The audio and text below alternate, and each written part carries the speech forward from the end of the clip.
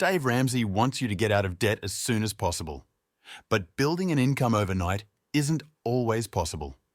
For some people, living as frugally as they can is the only solution to build more distance between what they earn and what they spend every month.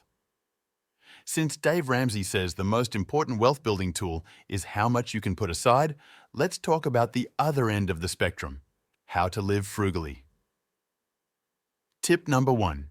Get gazelle intense.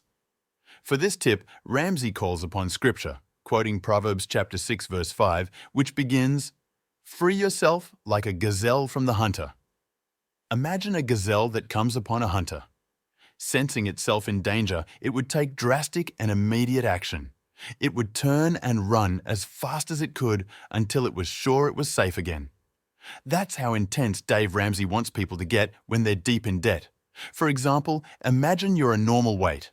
What would you do if tomorrow you woke up and found yourself 100 pounds overweight?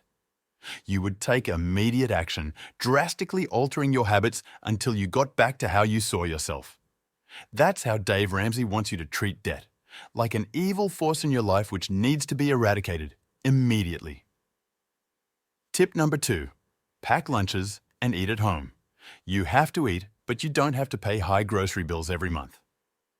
Ramsey Solutions suggest packing lunches whenever you can, avoid eating out, and go on a diet of what Ramsey jokingly calls rice and beans. In other words, he advocates people eat as cheaply as possible while they're being gazelle intense about their debt. Tip number 3. Ask everyone, every business you talk to, for a discount. This is one that will start to sound a little extreme.